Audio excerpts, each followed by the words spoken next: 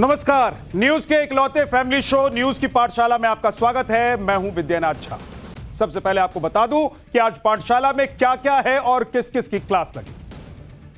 Hormuz संकट का PM ने निकाला तोड़ तो विपक्ष के हाथ से कौन सा मौका निकल गया। राहुल अखिलेश केजरीवाल अब कौन सा नैरेटिव बना रहे हैं। 1 साल तक लोग सोना नहीं खरीदेंगे तो सर्राफा कारोबार का भट्टा बैठ जाएगा क्या। पीएम की अपील और ज्वेलरी कारोबारियों की नींद गायब का कंप्लीट चैप्टर आज आपको दिखाने वाले। सोना, पेट्रोल, फर्टिलाइजर से देशभक्ति का क्या कनेक्शन है, इनके कम इस्तेमाल से देश की ताकत कैसे बढ़ेगी, आज पाठशाला में आज डिटेल्ड चैप्टर आप देखेंगे। ईरान का पीस पैक्ट फिर फेल क्यों हुआ है और ट्रंप ने कब कौन सी नई शर्त रख दी है, कब खत्म होगा युद्ध, कैसे निकलेगा शांति का रास्ता, यह आज आपको पाठशाला में दिखाऊंगा। भारत में दुनिया के बड़े देशों की बैठक, ईरान भी आ रहा है और ऐसा क्या होने वाला है कि जिससे युद्ध रुक सकता है। भगवा कुर्ता, भगवा कुर्सी, शुभेंदु में दिख गया योगी वाला हिंदू तनमन। पूरब के योगी का महाराज स्टाइल, यह पूरा चैप्टर आज आपको दिखाने। घुसपैठ के लिए ममता बनर्जी डायरेक्टली जिम्मेदार, बीएसएफ, कोर्ट, केंद्र सबको धोखा दिया। बॉर्डर के वीडियो सबूत में क्या दिख गया है आज आपको दिखाऊंगा।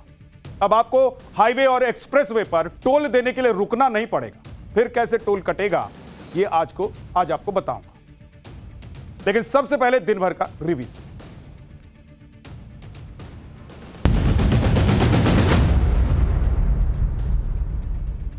पश्चिम बंगाल के मुख्यमंत्री शुभेंदु अधिकारी के पीए चंद्रनाथ रथ की हत्या के मामले में बड़ा अपडेट सामने आया है। मामले में बिहार और यूपी से 3 संदिग्धों को गिरफ्तार किया गया है।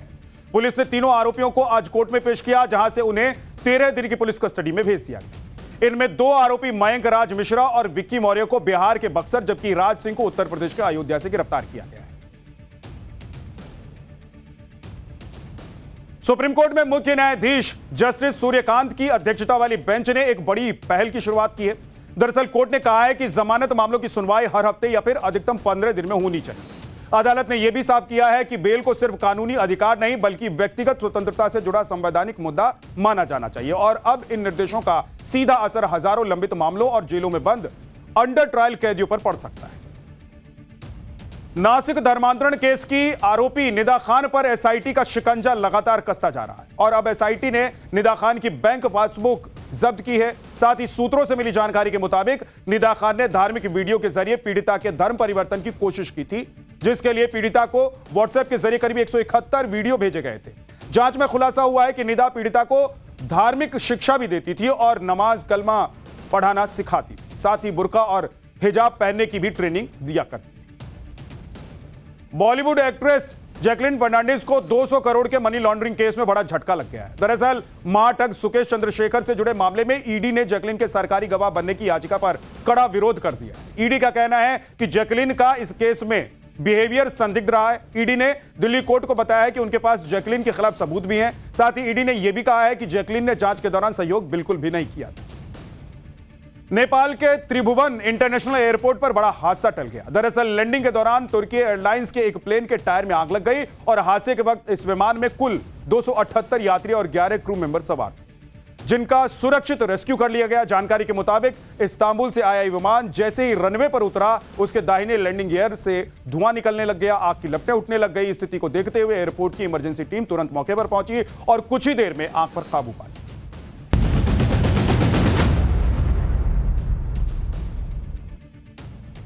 तो दिन भर के रिवीजन के बाद पाठशाला की क्लास में पहला चैप्टर, हॉर्मूज संकट का पीएम ने तोड़ निकाल लिया क्या, तो विपक्ष के हाथ से कौन सा मौका निकल गया है, राहुल अखिलेश केजरीवाल अब कौन सा नैरेटिव बना रहे हैं। 1 साल तक लोग सोना नहीं खरीदेंगे तो सराफा कारोबार का भट्टा बैठ जाएगा क्या। पीएम की अपील और ज्वेलरी कारोबारियों की गायब नींद का कंप्लीट चैप्टर। सोना, पेट्रोल, फर्टिलाइजर से देशभक्ति का क्या कनेक्शन है, इनके कम इस्तेमाल से देश की ताकत कैसे बढ़ेगी, आज पाठशाला में डिटेल में आपको दिखाने था। 5 राज्यों में चुनाव के वक्त एक अफवाह बहुत तेजी से फैल गई कि जैसे ही चुनाव के नतीजे आएंगे वैसे ही मोदी सरकार तेल के दाम बढ़ा देगी। चुनाव के दौरान विपक्ष के कई नेताओं ने तो खुलकर बयान भी दिए थे, लेकिन आप देखिए कि 4 मई को नतीजे आने के बाद आज 1 हफ्ता बीत चुका है। सरकार ने अभी तक तेल के दाम में बढ़ोतरी नहीं की है, लेकिन दुनिया के दूसरे देशों ने ऐसा नहीं किया। जैसा हमारे देश ने किया। कई जगह तो 3-3 बार तेल की कीमतों में बढ़ोतरी हो चुकी है। भारत में भी सरकारी तेल कंपनियों को भारी घाटा हो रहा है। एक आंकड़े के मुताबिक ये घाटा हर दिन 1700 करोड़ रुपए तक पहुंच गया है। लेकिन सरकार जो है हमारी, वो चाहती है कि तेल के दाम बहुत ज्यादा बढ़ाए बिना दूसरे तौर तरीकों से हॉर्मुज संकट का हल निकाला जा सके, और इसीलिए सरकार की तरफ से ऐसा तोड़ निकालने की कोशिश भी हो रही है कि सांप भी मर जाए और लाठी भी नहीं टूटे। पिछले 24 घंटे में 2 बार प्रधानमंत्री नरेंद्र मोदी ने अगर देश को इसे लेकर चेताया है, तो बड़े अर्थशास्त्री से लेकर सरकार में बैठे कुछ लोग इसका यही मतलब निकाल रहे हैं कि भाई सरकार चाहती है कि ऐसा तोड़ निकालो कि जनता की जेब पर बोझ नहीं पड़े और हल भी निकल जाए। लेकिन विपक्ष बौखलाया और गाली गलौज पर आ गए, वो भी सीधे प्रधानमंत्री नरेंद्र मोदी को। कौन क्या कह रहा है ये आज आपको बताऊंगा। जिस तरह कोविड काल में देश की जनता मोदी सरकार के साथ खड़ी रही, उसी तरह हॉर्मुज संकट से निपटने के लिए पीएम मोदी ने देशवासियों को एक बार फिर से अपील की है। देशवासियों से आप देखिए कि पीएम मोदी लोगों को कम से कम 1 साल तक सोना खरीदने से बचने की सलाह दे, पेट्रोल डीजल की खपत कम करने को कह रहे हैं, कॉर्पोरेट कंपनियों से वर्क फ्रॉम होम शुरू करने की उन्होंने अपील की, पब्लिक ट्रांसपोर्ट और मेट्रो का इस्तेमाल ज्यादा करने के लिए उन्होंने जनता को प्रोत्साहित किया, खाने वाले तेल का इस्तेमाल कम करने की सलाह भी प्रधानमंत्री नरेंद्र मोदी ने, रासायनिक खाद के बजाय प्राकृतिक खेती अपनाने पर भी उन्होंने जोर देने को कहा है, अपील की है। स्वदेशी प्रोडक्ट अपनाने की अपील भी प्रधानमंत्री नरेंद्र मोदी कर रहे हैं और अनावश्यक विदेश यात्रा से बचने की सलाह भी पीएम ने दी है। पीएम मोदी लोगों से यह सब करने के लिए क्यों कह रहे हैं और इसका क्या असर होगा, ये आपको बताऊंगा। पीएम की अपील पर कांग्रेस ने सरकार को घेरने की कोशिश तो शुरू कर दी है, और कैसे लगातार दनादन बयानबाजियां हो रही हैं, कैसे लगातार कांग्रेस से लेकर विपक्ष के कई नेता मैदान में उतर गए हैं, लेकिन कांग्रेस के पुराने चिट्ठे भी निकलकर सामने आए। मनमोहन सिंह से चिदंबरम तक कोई नहीं बचा है जिससे कांग्रेस को कैसे बैकफुट पर जाना पड़ा, यह भी आज आपको बताऊंगा। इसके अलावा पीएम मोदी की अपील से सराफा मार्केट में कैसे हड़कंप मच गया है, शेयर मार्केट पर क्या असर हुआ है और जनता क्या कह रही है, सरकार को सपोर्ट कर रही है कि नहीं कर रही है, विरोध कर रही है सरकार, सब आज आप देखिए। लेकिन पहले एक ट्वीट कि पेट्रोल डीजल की खरीद पर जो विदेशी मुद्रा खर्च होती है, पेट्रोल डीजल बचाकर हमें वो मुद्रा भी बचानी है।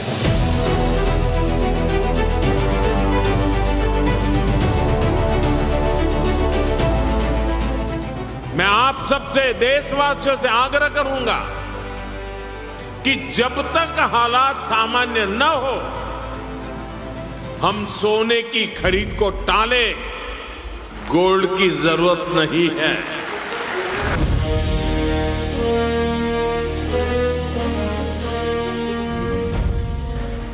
हर छोटे बड़े प्रयास से ऐसे उत्पादों का उपयोग कम करना है जो विदेश से आते हैं।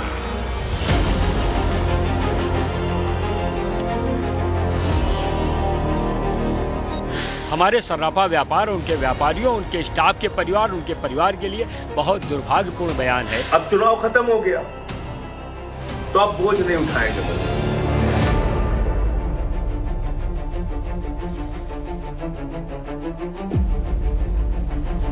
हम तो इसको बकवास की योजना देखते हैं। उनके हिसाब से बिल्कुल सही है कि इस चीज को थोड़ा कंट्रोल करके आप व्यक्ति को चलना चाहिए।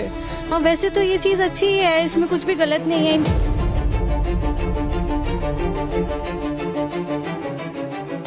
जब हमने मिलकर कोरोना का मुकाबला कर लिया तो इस संकट से भी अवश्य पार पा जाएंगे।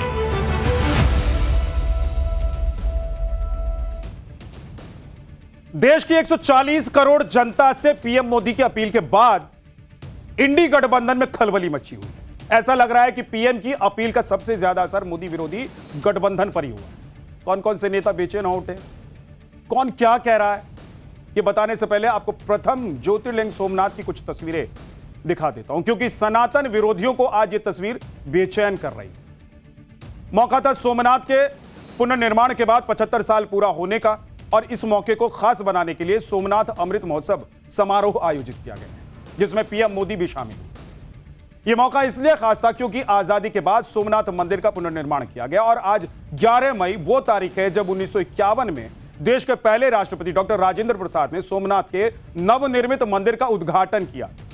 आज उस उद्घाटन को 75 साल पूरे हो गए। पीएम मोदी आज जब मंदिर पहुंचे तो दर्जनों डमरू बजाकर उनका ग्रैंड वेलकम किया गया। पीएम मोदी ने बाबा सोमनाथ को जलाभिषेक अर्पण किया, रुद्राभिषेक किया और उस कुंभाभिषेक समारोह के गवाह भी बने जो मंदिर की प्राण प्रतिष्ठा की परंपरा का हिस्सा है। कुंभाभिषेक को वो अनुष्ठान माना जाता है जो खासकर उन तीर्थों पर होता है जिनका पुनर्निर्माण किया गया।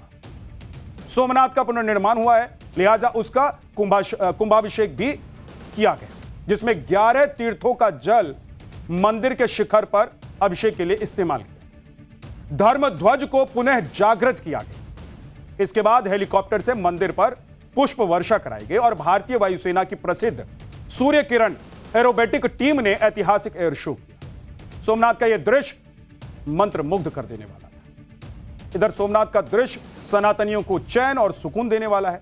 उधर 24 घंटे में दूसरी बार प्रधानमंत्री नरेंद्र मोदी का दिया गया बयान विपक्ष की नींद उड़ाने वाला। पीएम मोदी की तेल और खाद का कम इस्तेमाल करने की अपील और सोना की ज्वेलरी पर कम से कम खर्च करने की अपील, ये बातें विपक्ष के हाथ से वो मौका छीन कर ले गए जिसकी तैयारी में विपक्ष के नेता महीनों से बैठे हुए और लगभग 1 महीने से तो ऐसे कमर कसकर बैठे हुए। विपक्ष इस तैयारी में था कि घाटे में चल रही सरकारी तेल कंपनियों को राहत देने के लिए पीएम मोदी क्या करते हैं ये देखना है। बयान पहले से ही दिए जाने लगे थे। तैयारी ऐसी थी कि जैसे ही दाम बढ़े कि हंगामा काट देना, कि हम तो पहले से ही सावधान कर रहे थे भाई। ये विपक्ष तैयारी करके बैठा हुआ था ये कहने के लिए कि हम तो पहले से कह रहे थे कि चुनाव बाद सरकार तेल का दाम बढ़ा देगी। अब देख लो वही हुआ है। लेकिन पीएम मोदी की तरफ से कही जा रही बातों का मतलब कुछ एक्सपर्ट ये निकाल रहे हैं कि शायद सरकार तेल की कीमतों में बड़ा फेरबदल ना करे और एक दूसरा वे आउट यह हो सकता है कि सब मिलकर इस बोझ को सहें, विदेशी मुद्रा भंडार को दबाव में आने से रोकें। ये बात जरूरी है कि पूरे देश को समझना होगा कि ईरान युद्ध की वजह से पूरी दुनिया भीषण तेल और गैस संकट का सामना कर रही है। बच्चे बच्चे को पता है कि हॉर्मुज स्ट्रेट में कई देशों के ऑयल शिप अटके हुए हैं और यही वजह है कि ईरान युद्ध शुरू होने के बाद पिछले 71 दिनों में कच्चे तेल के दाम दोगुने के आसपास पहुंच चुके हैं, जिसका बोझ तेल कंपनियों के लिए अब उठाना बेहद मुश्किल होता है। युद्ध के दौरान हॉर्मुज स्ट्रेट में रुकावट के कारण कच्चे तेल की कीमत $72 से $126 प्रति बैरल के ऊपर तक पहुंच चुके हैं। हालांकि कई बार सीज फायर के ऐलान के साथ यह नीचे भी आया है, लेकिन ऊपर नीचे बहुत ज्यादा हो रहा है। लेकिन इस दौरान पेट्रोल डीजल के दाम नहीं बढ़ाए गए, यह एक बड़ा फैक्ट है। पेट्रोलियम मंत्रालय के मुताबिक ईरान युद्ध के कारण भारत की तेल कंपनियों को पेट्रोल पर 18 से 24 रुपए और डीजल पर 30 से 105 रुपए प्रति लीटर तक का नुकसान हो रहा है। इस हिसाब से तेल कंपनियों को रोजाना करीब 1600 से 2400 करोड़ रुपए का घाटा हो रहा है। 26 मार्च को भारत सरकार ने तेल कंपनियों के भारी घाटे को कम करने के लिए पेट्रोल डीजल पर 10 रुपए प्रति लीटर स्पेशल एक्साइज ड्यूटी कम कर दी। भारत की प्राइवेट तेल रिफाइनिंग और मार्केटिंग कंपनी नायरा एनर्जी ने पेट्रोल के दाम 5 रुपए प्रति लीटर बढ़ा दिए। इसके अलावा प्रीमियम पेट्रोल के दाम जैसे कि XP 100 स्पीड पावर में 2 रुपए से 11 रुपए प्रति लीटर तक की बढ़ोतरी। साथ ही सरकार ने मार्च और अप्रैल में कॉमर्शियल इंडस्ट्रियल डीजल में करीब 50 रुपए की बढ़ोतरी की। लेकिन पिछले 71 दिनों में मोदी सरकार ने घरेलू उपभोक्ता पर महंगे पेट्रोल और डीजल की आंच तक नहीं आने दी। मतलब आप गए जब खरीदने के लिए तेल या डीजल तो आपको लगा कि ज्यादा पैसे दिया आपने? नहीं। क्यों? क्योंकि मोदी सरकार ने कंट्रोल करके रखा कि तेल कंपनियां नुकसान उठा रही तो उठा लें, हम कोई और रास्ता निकालेंगे, लेकिन जनता को बचा के रखा। अब सुनिए कि पीएम मोदी ने 140 करोड़ देशवासियों से तेल की खपत को लेकर क्या आज अपील की है, जिसके बाद विपक्ष बौखलाया हो। सुनिए। आज जो संकट है उसमें हमें विदेशी मुद्रा बचाने पर भी बहुत जोर देना होगा, क्योंकि दुनिया में पेट्रोल डीजल इतना ज्यादा महंगा हो गया है, पहले से कई गुना ज्यादा कीमतें बढ़ गई है। तो हम सबका दायित्व है कि पेट्रोल डीजल की खरीद पर जो विदेशी मुद्रा खर्च होती है, पेट्रोल डीजल बचाकर हमें वो मुद्रा भी बचानी है। इस भीषण तेल संकट के बीच विपक्ष के नेता देश में इस तरह माहौल बना रहे हैं कि पेट्रोल और डीजल की कीमतें पीएम मोदी तय करते हैं और वो जब चाहे तेल के दाम बढ़ा सकते हैं। लेकिन देश की जनता अच्छी तरह जानती है कि कच्चे तेल के दाम कोई एक व्यक्ति या कंपनी या देश का प्रधानमंत्री नहीं तय करता है भाई। ये वैश्विक बाजार की डिमांड और सप्लाई पर तय होता है। मतलब कोई थोड़ा भी पढ़ा लिखा जो इंसान है वो ये जानता है कि अगर हमारे देश के प्रधानमंत्री आज चाहें कि तेल की कीमत कम कर दें और तेल की कीमत बढ़ा दें तो ऐसा होता नहीं है। आगे बढ़ने से पहले आपको यह बता देते हैं कि ईरान युद्ध ने किस तरह कच्चे तेल के दामों में आग लगाई है। 27 फरवरी 2026 को युद्ध से ठीक एक दिन पहले कच्चे तेल की कीमत $72 प्रति बैरल थी। 1 मार्च 2026 को यह जो कीमत है वो $99.4 प्रति बैरल होगी। 9 मार्च को $120 प्रति बैरल तक पहुंच गए। 30 अप्रैल 4 साल के हाईएस्ट यानी कि $126 प्रति बैरल तक कीमत पहुंच गई। 1 मई 2026 को $110.7 प्रति बैरल तक कीमत पहुंच गई। आज $104 प्रति बैरल तेल की कीमत। अब यह देखिए कि कच्चे तेल की बढ़ोतरी की वजह से तेल कंपनियों का नुकसान यानी कि बोझ कितना बढ़ चुका है। महंगे कच्चे तेल से देश को कितना नुकसान हो। आइए आपको बताता हूं कि कैसे कच्चे तेल की जो कीमत है वो तेल कंपनियों को एक बोझ बढ़ा रही है। आप समझिए कि कैसे कच्चे तेल ने कैसे तेल कंपनियों का नुकसान बढ़ाया है।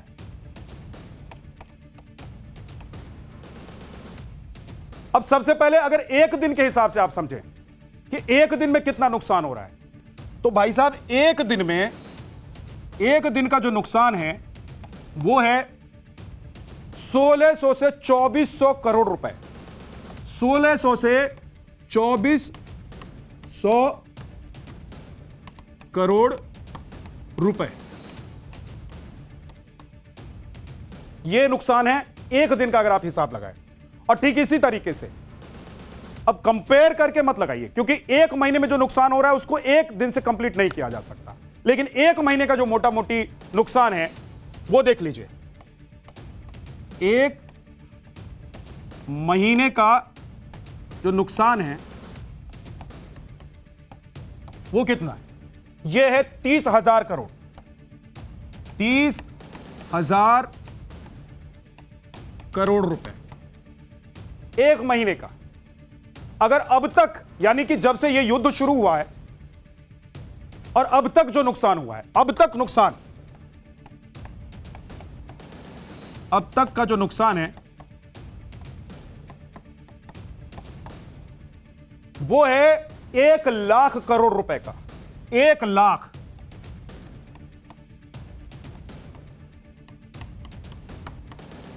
यह नुकसान है जो तेल कंपनियां उठा रही हैं।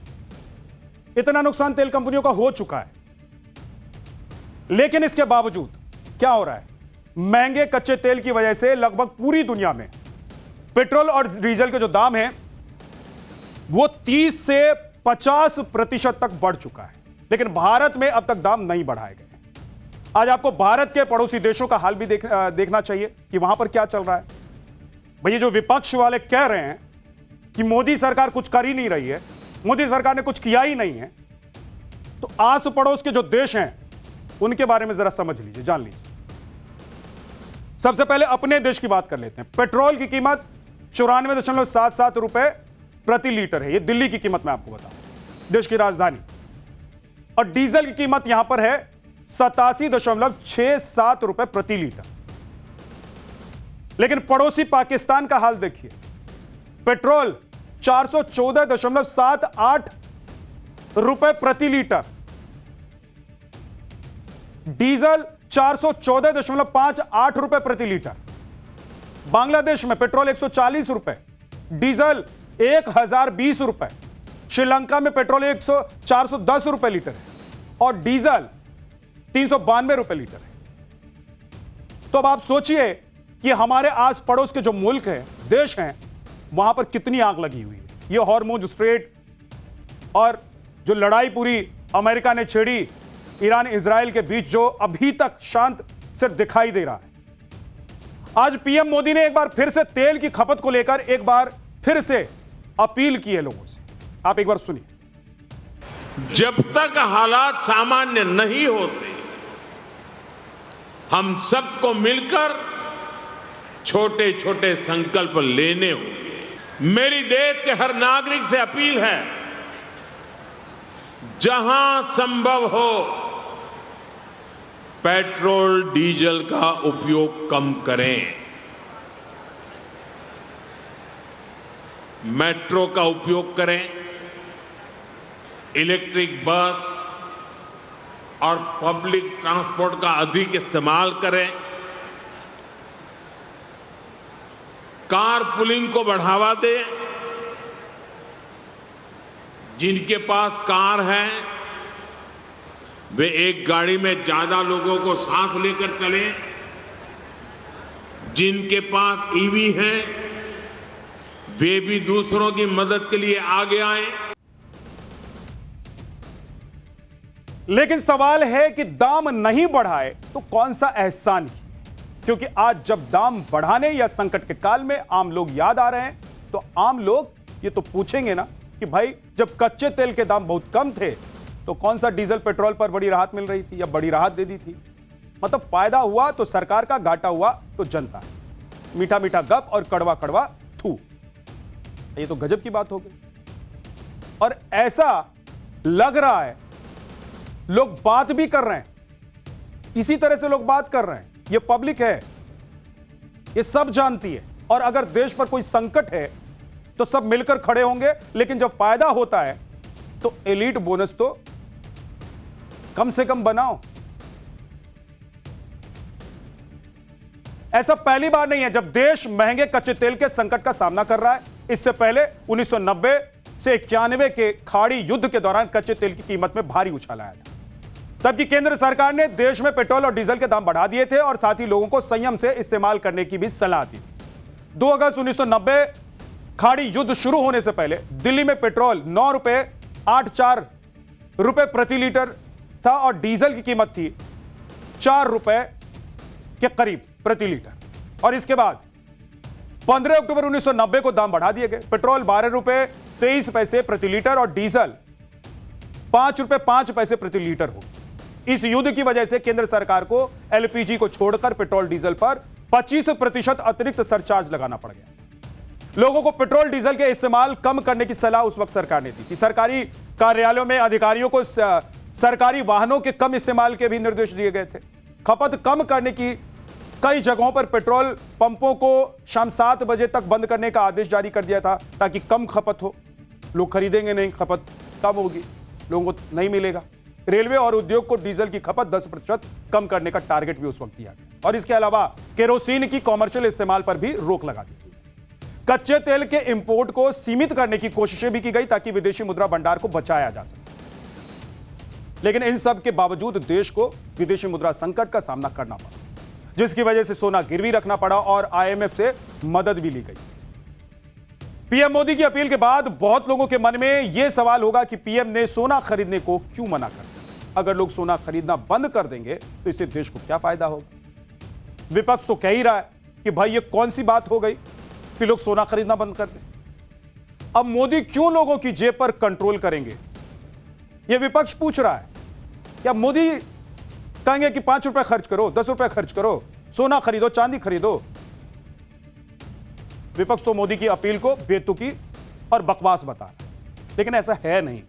पीएम मोदी ने बहुत सोच समझकर लोगों से सोना नहीं खरीदने की अपील, क्योंकि सोने की खरीद से देश की आर्थिक सेहत सीधे तौर पर जुड़ी हुई। क्योंकि आप देखिए कि जो सोना आप खरीदते हैं वो सरकार विदेशों से मंगवाती है, और कितना मंगवाती है यह जानकर आप हिल जाएंगे। हमारा देश 99% गोल्ड इंपोर्ट करता है और इसकी पेमेंट डॉलर में होती है, डॉलर में। अब विदेश से सामान लाते हैं तो कोई इंडियन करेंसी में तो उसको पेमेंट करेंगे नहीं, उसके लिए डॉलर ही देना पड़ता है। और सोना आप जितना मंगवा रहे हैं बाहर से, भाई हम लोग जितना खरीदेंगे सरकार उतना मंगवाएगी, और जितना सरकार मंगवाएगी उसका पेमेंट उतना डॉलर में होगा। तो क्या होगा? आजकल सोना इतना महंगा हो गया है कि इसे खरीदने में भारी भरकम विदेशी मुद्रा भंडार खर्च हो जाता है। आप देखिए कि 2022-23 में भारत ने 689 टन सोना इंपोर्ट किया था और इसकी कीमत थी 2.9 लाख करोड़ रुपए। उस वक्त इंटरनेशनल मार्केट में सोने की कीमत थी 4200 करोड़ रुपए प्रति टन। और इसके बाद 2023-24 में अगर देखें तो भारत ने 795 टन सोना खरीदा, कुल कीमत थी 3.7 लाख करोड़ रुपए और उस वक्त इंटरनेशनल मार्केट में सोने की कीमत थी 4700 करोड़ रुपए प्रति टन।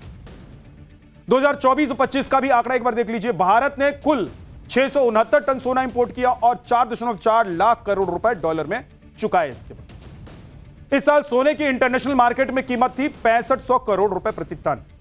यानी कि भारत में 2024 से 25 में सबसे कम सोना खरीदा गया, लेकिन सोना महंगा होने की वजह से कीमत सबसे ज्यादा चुकाई। और आजकल सोने के दाम तो आसमान पर हैं, आपको पता ही, हर दिन आप देख ही रहे हैं।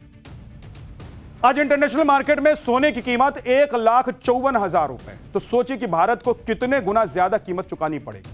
अब भाई आप जाएंगे बाजार में सोना खरीदेंगे, सरकार सोना कहां से मंगवाएगी? पहले मैंने आपको बताया कि 99% सोना बाहर से आ रहा है, उसकी कीमत चुकाएगी सर। इसलिए पीएम ने कहा है कि सोने में खर्च थोड़ा कम कर दीजिए और खर्च होने वाला जो विदेशी मुद्रा भंडार है उसे बचाना जरूरी है। सुनिए पीएम की वो अपील जो देश का मुद्रा भंडार बचाएगा। जब तक हालात सामान्य न हो हम सोने की खरीद को टाले, गोल्ड की जरूरत नहीं है। ये विदेश में वेडिंग इनका फैशन खूब बढ़ रहा है, और लेकिन इस पर भी बहुत विदेशी मुद्रा खर्च होती है और जरूरी है कि भारत में ही अपनी वैकेशन मनाएं। और वेडिंग के लिए भी मैं नहीं मानता हूं कि भारत से अधिक कोई अच्छी पवित्र जगह हो सकती है हमारे लिए।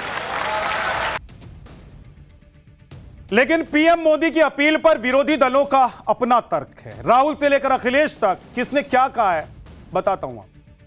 राहुल गांधी ने कहा है कि ये उपदेश नहीं है, नाकामी के सबूत हैं। देश चलाना अब कॉम्प्रोमाइज पीएम के बस की बात नहीं रह गई है। अखिलेश यादव ने तो कह दिया कि चुनाव खत्म होते ही संकट याद आ गया है। वैसे सारी पाबंदियां चुनाव के बाद ही क्यों याद आई हैं? मल्लिकार्जुन खड़गे ने कहा है कि जब गरीबी में आटा गीला हो तब मोदी जी देश को बचत करने का पाठ पढ़ा रहे हैं। शिवसेना यूबीटी के नेता हैं प्रियंका चतुर्वेदी, उन्होंने कहा है कि मिडिल ईस्ट में चल रहे संघर्ष से निपटने में सरकार की नीति नाकाम हो गई। अगर नागरिकों से तेल बचाने और यात्रा खरीदारी में कटौती करने की अपेक्षा की नहीं की जा सकती। इसके अलावा आम आदमी पार्टी और आरजेडी ने भी सरकार को घेरने की कोशिश की। सुनिए। कल भारत के प्रधानमंत्री नरेंद्र मोदी जी ने यह कहा कि 2 महीने से भारत की सरकार यानी कि मोदी जी आपका बोझ उठा रहे थे। अब चुनाव खत्म हो गया तो अब बोझ नहीं उठाएंगे मोदी जी। 5 राज्यों का चुनाव जब तक हो रहा था तब तक आपका बोझ उठा लिया उन्होंने। 2.5 महीने पश्चात जब आप चुनाव से निवृत्त हो गए, हजारों करोड़ फूंक दिए गए चुनाव में, किसने फूके क्या फूके इस पर बात अलग से करूंगा और कैसे फूके गए तो ये पर उपदेश कुशल बहुतेरे देश करेगा। कोविड में भी किया देश ने, लेकिन आपकी जो जिम्मेवारी थी आप उससे पुनः चुके कोविड की तरह। अब पीएम मोदी की अपील पर विपक्ष जो सियासत कर रहा है उसमें कितना दम है और पीएम मोदी की बात में कितना वजन है, इसका अंदाजा आप देश के दिग्गज कारोबारियों और बड़ी बड़ी कंपनियों के मालिकों की राय जानकर भी लगा सकते हैं। एयरटेल के मालिक है सुनील मित्तल, उन्होंने कहा है कि सोने के आयात के जुनून से बाहर निकलने की बेहद जरूरत है। अडानी ग्रुप के चेयरमैन है गौतम अडानी, उन्होंने कहा है कि भारत का रास्ता ना तो अमेरिका जैसा होगा और ना ही चीन जैसा, भारत अपना ही एक अनोखा रास्ता अपनाएगा। टाइटन के एमडी हैं अजय चावला, उन्होंने कहा है कि संगठित ज्वेलरी कारोबार के लिए विकास की बहुत गुंजाइश। जेपी मॉर्गन कंपनी के रिसर्च हेड संजय मुकीम ने कहा है कि विदेशी मुद्रा भंडार को बचाकर रखने और विदेशी मुद्रा के बाहर जाने को कम करने की जरूरत है। देश की जनता की भी ऐसी ही मिली जुली राय है। एक बार सुन। बहुत कम ही ईंधन इस्तेमाल करते सर, हम तो ड्यूटी वाले आदमी हैं। बस गाड़ी एक हफ्ते में 15 दिन में एक दिन चलती है, बस हो गया। हम तो इसको बकवास की योजना देखते हैं। अच्छा, क्यों? लेकिन ईंधन बचाना तो जरूरी है। कहाँ ईंधन बच पा रहे हैं, ईंधन तो इतना महंगा हो रहा है। हाँ सर, वो बहुत जरूरी है, क्योंकि देखिए जो अंदर की जो बातें हैं वो सरकारें जानती हैं, जिनके पास बारीकी का सारा अनुमान है। तो उनके हिसाब से बिल्कुल सही है कि इस चीज को थोड़ा कंट्रोल करके आप व्यक्ति को चलना चाहिए। वैसे तो ये चीज अच्छी ही है, इसमें कुछ भी गलत नहीं है। इनकेस हम पेट्रोल डीजल सेव करेंगे तो एनर्जी सेव कर रहे हैं, वर्क फ्रॉम होम करेंगे तो इंफ्रास्ट्रक्चर, बाकी इलेक्ट्रिसिटी बिल और बाकी सारी चीजें सेव कर रहे हैं। तो हर चीज में अपोज करना जैसा कुछ होता नहीं है। उनने कुछ अच्छा ही बोला है और सबके हित में ही बोला होगा, तो बेटर हमें मानना चाहिए। अब भाई राहुल गांधी से लेकर खड़गे तक हर किसी ने पीएम मोदी की अपील पर अलग अलग आरोप लगा, लेकिन आप देखिए कि जब कांग्रेस की सरकारें थी तब उन्होंने भी ऐसे ही फैसले लिए। मनमोहन सरकार में वित्त मंत्री रहते हुए चिदम्बरम ने कहा था कि लोग सोना खरीदना कम करें, जबकि मनमोहन सिंह ने तो तेल के दाम बढ़ा भी दिए और कहा था कि पैसे पेड़ों पर नहीं उगते हैं। एक बार सुनिए और याद कीजिए कि उस वक्त जब सरकार इनकी थी तो ये लोग क्या कह रहे थे और आज कैसे डुगडुगी बजा। Please resist the temptation to buy gold. And we can have it for 6 months, 1 year. Almost minimal gold imports into the country. It will dramatically change the situation of the current account deficit. पाठशाला में अगला chapter जिसमें बताएंगे आपको कि Iran का piece pact फिर हो गया फेल और ट्रंप ने अब कौन सी नई शर्त रखी है, कब खत्म होगा युद्ध, कैसे निकलेगा शांति का रास्ता।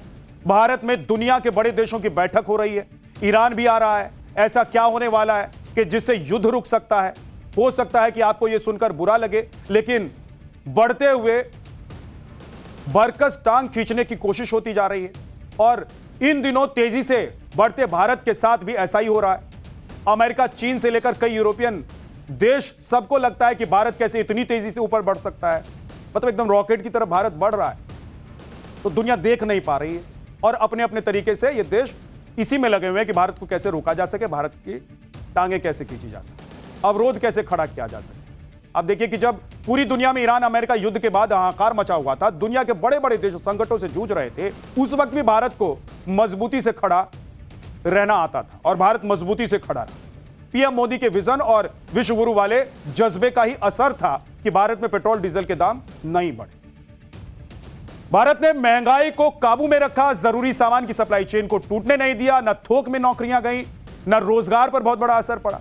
पीएम मोदी के क्राइसिस मैनेजमेंट की दुनिया में चर्चा हुई। तो अब पीएम मोदी क्यों कह रहे हैं कि बचत करनी होगी, यह समझने की जरूरत है। भाई भारत में होने वाली ब्रिक्स मीटिंग में क्या बड़ा होने वाला है, ईरान के सामने कौन से नेता पहुंचने वाले हैं कि युद्ध रुक सकता है, यह भी आज आपको बताऊंगा। ब्रिक्स मीटिंग से पहले चीन के दौरे पर क्यों जा रहे हैं ट्रंप और चीन के साथ ईरान को लेकर क्या डील होने वाली है, यह आपको बताऊंगा। ईरान अमेरिका युद्ध को लेकर असमंजस की स्थिति बनी हुई है। ट्रंप ने ईरान का जंग रोकने का प्रस्ताव ठुकरा दिया। अब ट्रंप ने ईरान के सामने कई शर्तें रख दी है। ट्रंप और ईरान में बात क्यों नहीं बन पा रही है वो आपको बताऊंगा, लेकिन पहले देखिए कि भारत में होने वाली एक मीटिंग पर दुनिया की नजर क्यों टिकी हुई। नई दिल्ली में 14 और 15 मई को ब्रिक्स देशों के विदेश मंत्रियों की बैठक होने जा रही है। भारत की मेजबानी में होने वाला यह शिखर सम्मेलन ग्लोबल साउथ की सबसे बड़ी आवाज बनने जा रहा है।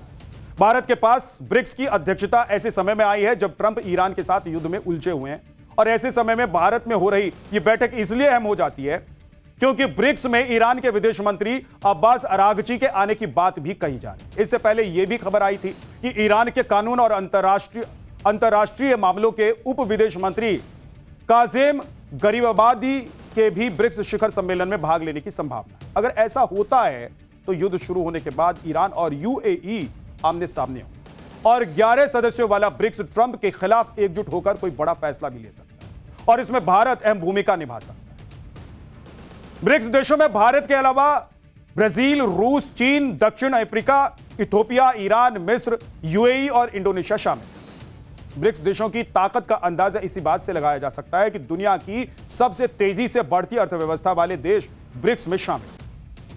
तेल उत्पाद की अगर बात करें तो ब्रिक्स देशों की पकड़ बेहद मजबूत है। सऊदी अरब और रूस अकेले ही दुनिया के कुल कच्चे तेल का 11% से ज्यादा उत्पादन करते हैं और इसके अलावा ईरान, चीन और यूएई भी बड़े तेल उत्पादक देशों में शामिल हैं। 2024 में ब्रिक्स देशों ने मिलकर दुनिया का करीब 42% कच्चा तेल का उत्पाद किया था। वहीं चीन और रूस के पास दुनिया के कुल सोने का 14% से ज्यादा का भंडार, जबकि सभी ब्रिक्स देशों को मिलाकर यह हिस्सा करीब 20% तक पहुंचा। आर्थिक ताकत के लिहाज से भी ब्रिक्स लगातार मजबूत बना हुआ है। 2024 में चीन, भारत, ब्राजील और रूस दुनिया की टॉप 11 अर्थव्यवस्थाओं में ये देश शामिल थे। इन सभी को मिलाकर देखें तो ब्रिक्स देशों की संयुक्त अर्थव्यवस्था 2024 में दुनिया की कुल जीडीपी का करीब 29%। और यही वजह है कि ब्रिक्स देश न सिर्फ अमेरिका के लिए चुनौती है, बल्कि डॉलर के वर्चस्व को भी लगातार चुनौती दे रहा है। भारत चाहता है कि किसी भी हाल में युद्ध खत्म हो जाए, और ब्रिक्स सम्मेलन में ऐसा अगर हो गया तो यह एक अच्छा मौका साबित हो सकता है। क्योंकि आप देखिए कि अगर अभी भी ईरान अमेरिका युद्ध नहीं रुकता है तो और भी बड़ी मुसीबत आ सकती है। संयुक्त राष्ट्र के खाद्य और कृषि संगठन ने महंगाई को लेकर बड़ी चेतावनी दी है। रिपोर्ट में कहा गया है कि जून में भारत और ब्राजील में बड़े पैमाने पर खाद की खरीद होनी है, और उससे पहले अगर हॉर्मुज के शिपिंग रूट बहाल नहीं किए जाते हैं तो दुनिया को फसलों के नुकसान और खाद्य महंगाई का सामना करना पड़ सकता है, जो कोविड-19 महामारी के दौरान देखा गया और आर्थिक झटके के बराबर यह हो सकता है। उस दौर में जैसे दुनिया भर के देशों को आर्थिक झटका लगा था, वैसे ही आर्थिक झटका लग सकता है। कच्चे तेल की बढ़ती कीमतों का सीधा असर भारत की अर्थव्यवस्था पर भी पड़ सकता है। एशियन डेवलपमेंट बैंक यानी कि एडीबी के मुताबिक ईरान अमेरिका युद्ध की वजह से कच्चे तेल की कीमतें लंबे समय तक ऊंची बनी रह सकती। इसका असर भारत में भी देखने को मिलेगा और महंगाई बढ़ सकती है। एडीबी ने भारत के जीडीपी ग्रोथ अनुमान में भी बड़ी कटौती की। एडीबी के अनुमान के मुताबिक जीडीपी ग्रोथ में 0.6% की कमी आएगी, जिससे यह 6.3% पर आ जाएगी। इधर अमेरिका और ईरान के बीच युद्ध खत्म होने को लेकर बातचीत तो चल रही है, लेकिन दोनों देशों के बीच अभी भी सहमति नहीं बन पाई। अमेरिका ने ईरान को 14 सूत्रीय प्रस्ताव भेजा था। इसके तहत ईरान को कम से कम 12 साल तक यूरेनियम संवर्धन रोकना होगा, अपने पास मौजूद करीब 440 किलो 60% एनरिच्ड यूरेनियम अमेरिका को सौंपना होगा। एनरिच्ड यूरेनियम सौंपने के बदले में अमेरिका ईरान को प्रतिबंधों में ढील देगा और ईरान की फ्रीज की गई अरबों डॉलर की संपत्ति छोड़ेगा। साथ ही ईरानी बंदरगाहों पर लगी नौसैनिक नाकेबंदी भी हटाएगा। ईरान किसी भी हाल में अपने यूरेनियम प्रोग्राम को लेकर समझौते के मूड में नहीं है। ईरान ने जो नया प्रस्ताव अमेरिका को भेजा है, उस प्रस्ताव में ईरान ने युद्ध खत्म करने, प्रतिबंध हटाने की बात कही है, फारस की खाड़ी, हॉर्मुज स्ट्रेट में समुद्री सुरक्षा सुनिश्चित करने की बात कही है, लेकिन अपने हाईली एनरिच्ड यूरेनियम पर समझौता करने को तैयार नहीं है। ईरानी अधिकारियों ने कहा है कि उनका जवाब सकारात्मक और व्यवहारिक है। अब फैसला अमेरिका को। युद्ध के संकट के बीच फंसे राष्ट्रपति ट्रंप को कोई रास्ता दिखाई नहीं दे रहा है। ईरान सुन नहीं रहा है और नेटो देशों के हाथ खड़े करने के बाद अब ट्रंप भी समझ नहीं पा रहे कि क्या करें।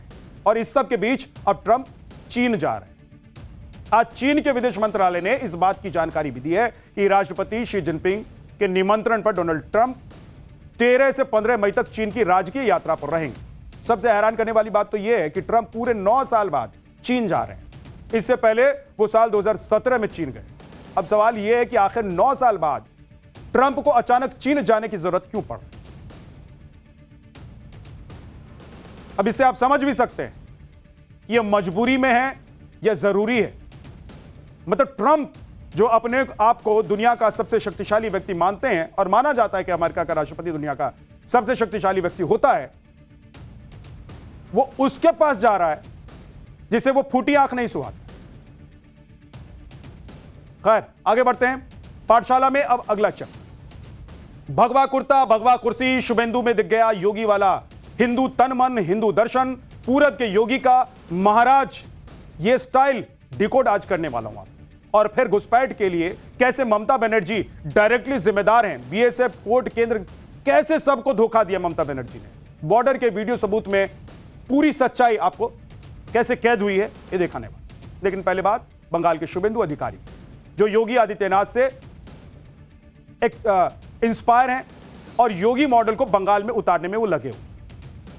विकास प्लस कानून प्लस अर्थव्यवस्था प्लस हिंदुत्व के फॉर्मूले के तहत बंगाल में शासन की रूपरेखा तैयार कर रहे हैं शुभेंदु अधिकारी। और इतना ही नहीं, शुभेंदु अधिकारी योगी की लीक पर चलने के साथ उनके जैसा दिखने, पहनने, ओढ़ने और लोगों को कह रहे हैं कि योगी की तरह ही अपनी बात रखने पर भी खासा फोकस उनका नजर आ रहा है, जो लोग समझ रहे हैं। भगवा पटका और भगवा कुर्ते से आगे बढ़कर अब शुभेंदु अधिकारी अपनी चेयर पर भी भगवा कपड़ा डाल रहे हैं। अब तस्वीरों में देख सकते हैं शुभेंदु अधिकारी पश्चिम बंगाल के नए मुख्यमंत्री शुभेंदु अधिकारी बंगाल में अब हिंदुत्ववादी राजनीति का चेहरा बन गए और इसी दिशा में रहकर अपना आगे का सियासी रास्ता तय करने का प्लान उन्होंने बनाया है, ऐसा दिखाई दे रहा है। वो नेता जिसे देखकर ही लगता है कि वो योगी आदित्यनाथ से बहुत प्रभावित है।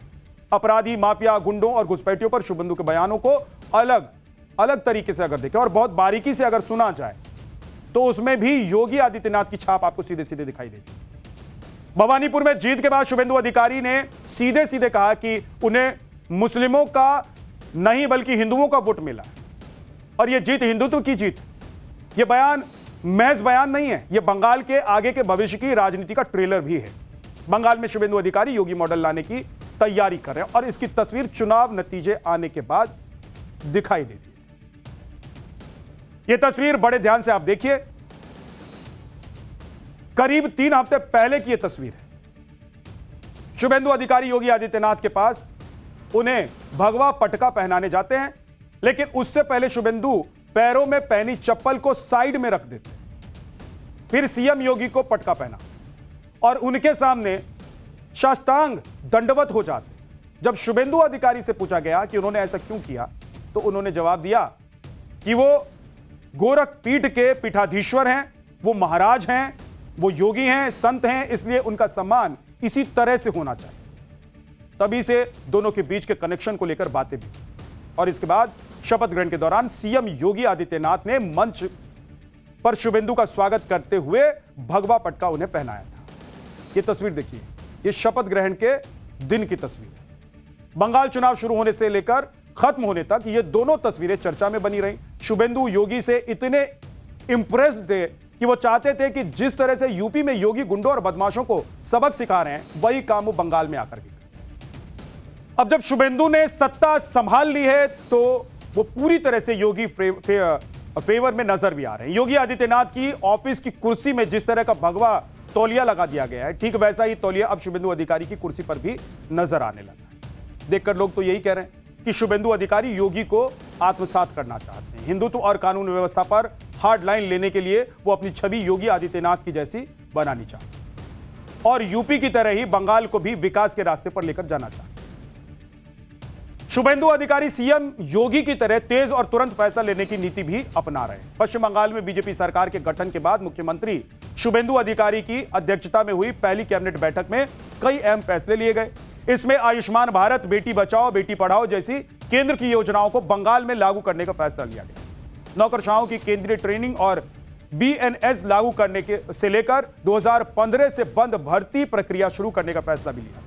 लेकिन पश्चिम बंगाल सरकार की पहली कैबिनेट मीटिंग में लिए गए फैसलों में बांग्लादेश की सीमा पर फेंसिंग के लिए बीएसएफ को 45 दिन के अंदर जमीन देने का फैसला सबसे बड़ा और सबसे अहम माना जा रहा है। यह सीधे सीधे बीजेपी की जो कहा वो किया की नीति पर ठप्पा लगा दिया। बंगाल में जब तक ममता बनर्जी की सत्ता रही उस पूरे समय में बीजेपी ने अवैध घुसपैठियों का मुद्दा उठाया। चुनाव के दौरान पीएम मोदी से लेकर गृह मंत्री अमित शाह तक घुसपैठियों को अल्टीमेटम देते हुए दिखाई दे चुके। अमित शाह कह चुके हैं कि सरकार बनते ही 45 दिन के अंदर बीएसएफ को फेंसिंग के लिए जमीन दे दी जाएगी। ममता बनर्जी ने अपने पूरे शासन के दौरान बीएसएफ से तनातनी जारी आरोप लगा रही थी। पहले तो उन्होंने बॉर्डर से सटे इलाकों में बीएसएफ का अधिकार क्षेत्र 15 किलोमीटर से 50 किलोमीटर तक किए जाने के केंद्र सरकार के फैसले का विरोध किया था। फिर भारत बांग्लादेश सीमा पर बाड़ लगाने के लिए बीएसएफ को कुल 127 किलोमीटर जमीन की जरूरत थी, लेकिन ममता बनर्जी की सरकार ने बीएसएफ को सिर्फ 8 किलोमीटर ही जमीन दी, जिससे बाड़बंदी का काम लेट हुआ और टल भी गया। भारत बांग्लादेश बॉर्डर से सटे 9 जिलों में एक्वायर्ड 127 किलोमीटर जमीन के लिए राज्य की ममता सरकार को केंद्र से मुआवजा तक नहीं मिला। केंद्र सरकार ने मुआवजा दे दिया, लेकिन ममता बनर्जी ने जमीन नहीं दी। कोलकाता हाई कोर्ट ने निर्देश दिया है कि जमीन बीएसएफ को सौंपी जाए, लेकिन इसके बाद भी ममता सरकार ने यह जमीन बीएसएफ को नहीं दी। अब सोचिए, मतलब सरकार और बीएसएफ को छोड़ दीजिए, कोर्ट के आदेश तक का पालन नहीं किया गया। इस पर ममता सरकार को कोर्ट से फटकार मिली। यहां तक कि 25,000 रुपए जुर्माना तक ममता सरकार को भरना पड़ेगा। लेकिन ममता बनर्जी टस से मस नहीं हुई। आरोप है कि ममता बनर्जी ने अपने वोट बैंक बनाने और बढ़ाने के लिए बॉर्डर और उसकी फेंसिंग के मुद्दे को कभी सीरियसली लिया ही नहीं। ममता बनर्जी ओवर कॉन्फिडेंट थी कि वो बंगाल में वापस लौटने वाली हैं, इसलिए उन्होंने कोर्ट की फटकार के बाद भी मामले को ठंडे बस्ते में डाल दिया। सत्ता बदलने के बाद नीति और नीयत कैसे बदल गई है, पहले वो सुनिए, फिर आगे बताऊंगा कि आखिरकार ये मुद्दा इतना इंपॉर्टेंट क्यों है। हमने तय किया है कि भाजपा सरकार बनते ही 45 दिन में 600 एकड़ भूमि जो बाढ़ पूरी करने के लिए चाहिए वो हम भारत सरकार को देकर सीमा पर बाढ़ लगाने का काम पूरा कर देंगे। ये आने वाला 45 डेज के अंदर पूरा के पूरा जमीन एमएचए को ट्रांसफर करेगा, बीएसएफ फेंसिंग पूरा कर देगा और इलीगल इन्फिल्ट्रेटर्स का जो हमारी प्रॉब्लम चल रहा है ये भी कुछ दिन के अंदर रिजॉल्व हो जाएगा। ये डिसीजन कैबिनेट ने लिया है। आपने सुना ना, 45 दिन मतलब 45 दिन जो डेडलाइन चुनाव के पहले रखी गई थी उसी पर आज अमल हुआ है। लेकिन बड़ा सवाल है कि आखिरकार ममता बनर्जी इस मुद्दे को अटकाकर क्यों रखना चाहती थी और इतने सालों में ये फेंसिंग क्यों नहीं हो।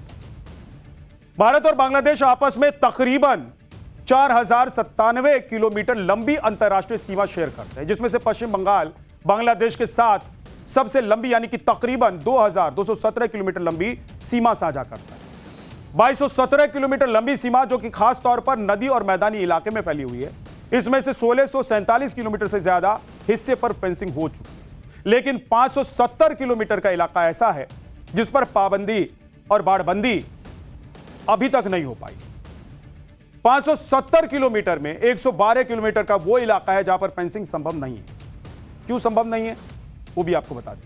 दरअसल ये 112 किलोमीटर का पूरा इलाका नदियों, नालों, दलदल और पानी के नीचे डूबा हुआ डेल्टा है। इस तरह की जगह पर खंबे गाड़कर फेंसिंग करना संभव नहीं है, तो इसलिए इस 112 किलोमीटर में फेंसिंग नहीं हो सकती है। अब बचा 456 किलोमीटर का इलाका जहां फेंसिंग होनी है।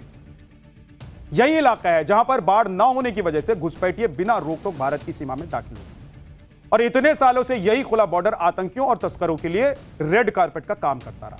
लेकिन इलाका पूरी तरह से खुला पड़ा है। सिर्फ कहने पर मत जाइए, हम ग्राउंड रिपोर्ट लेकर आए आपके और देखिए एक बार। देखिए, आपको तस्वीर हम दिखाते हैं जो बांग्लादेश बॉर्डर पर किस तरह से यहां तक फेंसिंग का जो काम है वो आप देखिए किया हुआ है। जो नया फेंसिंग है वो यहाँ पर बना हुआ है और उसके बाद जो काम है वो पूरा नहीं हुआ है। उसके बाद काम जो है वो अभी चल रहा है इस पूरे इलाके में और इसी को लेकर ये पूरा मामला है कि जमीन का जो अधिग्रहण है वो लटका हुआ था और इस वजह से फेंसिंग का काम जो है वो पूरी तरह से नहीं हो पा रहा था। ये देखिए अब खुला है पूरा बॉर्डर, अगर जाना होगा कोई आराम से आसानी से इस रास्ते से अंदर जा सकता है, आ सकता है। तो ऐसे में ये काफ़ी खतरा है, सुरक्षा से जुड़ा हुआ ये पूरा मामला है और कहीं ना कहीं जो घुसपैठ की समस्या है, जो जिस तरह से लगातार जो घुसपैठिए हैं बांग्लादेश से भारत में घुस रहे हैं, तो वो इसी तरह के रास्तों का इस्तेमाल करते हैं, जंगलों से, झाड़ियों से, नदियों से होते हुए वो जो भारत की सीमा है उसमें प्रवेश कर जाते हैं और ये भारत के लिए एक बहुत ही बड़ी मुश्किल बनकर ये सामने है। पाठशाला में अब पब्लिक की भारी डिमांड पर बैरियरलेस नए टोल सिस्टम का चैप्टर। अब आपको हाईवे और एक्सप्रेसवे पर टोल देने के लिए रुकना नहीं पड़ेगा। नई तकनीक में टोल प्लाजा पर बिना ब्रेक लगाए फर्राटे से आपकी गाड़ी गुजर जाएगी। बहुत से लोगों की यह शिकायत थी कि हाईवे पर यात्रा के दौरान टोल देने के लिए लंबी लंबी लाइनों में लगना पड़ता है और यह शिकायत जायज भी है। इस दौरान कई बार कैमरा फास्ट टैग को रीड नहीं कर पाता था, फिर 3 बार गाड़ी आगे पीछे करो, वो टोल पर बैठा हुआ जो कर्मचारी हो गए थोड़ा सा आगे, फिर थोड़ा सा पीछे, फिर आप थोड़ा सा पीछे लेते थे, इतने में पीछे वाला मार हॉर्न आपको ऐसे कर देता था कि लगता था कि भाई जल्दी से भागो कैसे भी कर। तो 4 बार अब आगे पीछे आपको अपनी गाड़ी नहीं करनी पड़ेगी। मन से आवाज उठती थी आपके कि यही फास्टैग लगाए हो और डिजिटल पेमेंट सिस्टम लगाए हो तो भाई इसका क्या फायदा है। लेकिन आपकी ऐसी जल्लाहट भी अब खत्म होने वाली। अब नया multi lane free flow toll system शुरू किया गया है। इसमें आप बिना टोल की लाइन में लगे हुए निकल जाएंगे, वो भी फुल स्पीड में। टोल अपने आप कट जाएगा, यानी कि अब आप टोल प्लाजा पर गाड़ी रोकने की आपको जरूरत नहीं पड़ेगी, क्योंकि इस दौरान टोल प्लाजा पर कोई बैरियर होगा ही नहीं जिससे वाहन आसानी से रुक सके। होगा यह कि वहां पर बैरियर नहीं होंगे, वाहन आसानी से निकल जाएंगे। तो फिर कैसे होगा, बताता हूं। आज केंद्रीय मंत्री नितिन गडकरी ने दिल्ली में इस नए बैरियरलेस टोलिंग सिस्टम की शुरुआत के बारे में जानकारी दी और इसकी शुरुआत की उन्होंने। इसे देश के हाईवे सिस्टम में एक बड़ा बदलाव माना जा रहा है। यह तकनीक यात्रा का समय और देश का पैसा दोनों की बचत करे। आगे बढ़ने से पहले आपको इस नई तकनीक के बारे में डिटेल में बताता हूं कि यह काम कैसे करती है। इस नई तकनीक का नाम MLFF यानी कि multi lane free flow system. यह एक बैरियरलेस टोल प्लाजा तकनीक है जो पूरी तरह मॉडर्न तकनीक पर बेस्ड है। इसमें ऑटोमेटिक नंबर प्लेट और रिकॉग्निशन ANPR कैमरा लगाए गए हैं जो चलती गाड़ी की नंबर प्लेट को स्कैन कर सकता है, जिससे अपने आप आपके अकाउंट से टोल कट जाएगा। सरकार का दावा है कि यह तकनीक 80 किलोमीटर प्रति घंटे की रफ्तार से चल रही गाड़ियों को भी आसानी से पहचान सकती है। इसके साथ ही फास्टैग और AI आधारित सिस्टम मिलकर काम करेंगे ताकि टोल वसूली पूरी तरह से ऑटोमेटिक हो सके। यानी अब इस नई तकनीक के आने के बाद टोल प्लाजा पर बैरियर और कर्मचारियों की आवश्यकता नहीं होगी। आज national highways authority of India ने सूरत के बाद दिल्ली के मुंडका बक्कड़वाला टोल प्लाजा पर multi lane free flow system शुरू कर दिया। इस वक्त हम मौजूद हैं, आपको दिखा देते हैं कि Mundka Bakarwala multi lane free flow fee plaza पे सड़क के ऊपर कई सारे जो कैमरे हैं वो वाहन को पहचानेंगे, फास्टैग या नंबर प्लेट की जानकारी रिकॉर्ड होगी, सिस्टम डाटा को तुरंत आप देखिए ले लिया जाएगा। इसके साथ ही टोल जो राशि होती है वो अपने आप ही कट जाएगा, वाहन को यानी गाड़ियों को कहीं भी रुकने की जरूरत नहीं पड़ेगी। आप देख सकते हैं कि जो सबसे पहले दिल्ली में इसकी शुरुआत हो रही है वो मुंडका बकरवाला से हो रही है, यानी कि जो नया सिस्टम है multi lane free flow toll system वो आज से लागू किया जा रहा है। यहाँ एक दौर था जब टोल प्लाजा पर कैश देकर टोल कटवाया जाता था और इसमें बहुत टाइम लग जाता था। इसके बाद फास्टैग सिस्टम आया, इसमें टोल प्लाजा पर लगे कैमरे फास्टैग को स्कैन करके टोल काटते हैं, लेकिन इसमें भी समय और तेल दोनों की बर्बादी हो रही है। अब multi lane free flow system के आने के बाद किस तरह बदलाव आने वाले हैं वो भी आपको दिखाते हैं। देखिए, बैरियर लेस टोल प्लाजा तकनीक से हर साल 1500 करोड़ रुपए के ईंधन की बचत होगी। अब गाड़ी खड़ी रहती थी, लाइन लंबी लंबी लगी रहती थी और आगे अगर ट्रकों की लाइन लग गई तो एक एक घंटा लग जाता था कई जगह, और तब तक आप परेशान होते रहिए। लेकिन क्या करें, गर्मी अगर होती थी तो एसी चलाकर ठंडक लेते थे और ठंड में होते थे तो हीटर चलाकर गर्मी महसूस करते थे और आपका तेल जलता रहता था। लेकिन अब ऐसा नहीं हो। इसके अलावा 81,000 टन कार्बन उत्सर्जन भी हो जाता था इस दौरान, और इसके पीछे सबसे बड़ी वजह यह रही कि फास्टैग से टोल कलेक्शन पूरी तरीके से फ्री फ्लो नहीं है। अभी फास्टैग औसत टोल कलेक्शन समय 47 सेकंड का है, जो पीक आवर पर बहुत बढ़ जाता है। फास्टैग से पहले यह समय 12 मिनट का हुआ करता था, लेकिन अब multi lane free flow system से यह समय 0 हो जाएगा। इसके अलावा टोल वसूलने की लागत करीब 10% कम हो जाएगी। अभी फास्टैग से 70 से 80 हजार करोड़ टोल कलेक्शन होता है और इस हिसाब से 7 से 8 हजार रुपए की सीधे सीधे बचत हो जाएगी। आपको पता है कि बहुत बार लोग ये तकरार करते थे कि टोल नाके पर एक एक घंटे तक हमको रुकना पड़ता है। ये केवल रुकना भी समस्या नहीं थी, पर गियर बदल कर वहाँ जो डीजल पेट्रोल का खर्चा होता था उसके कारण फ्यूल के लिए भी बहुत अड़चन आती थी, खर्चा होता था, पोल्यूशन होता था। इन सब से मुक्ति मिली है और एक प्रकार से जनता को भी राहत मिली है।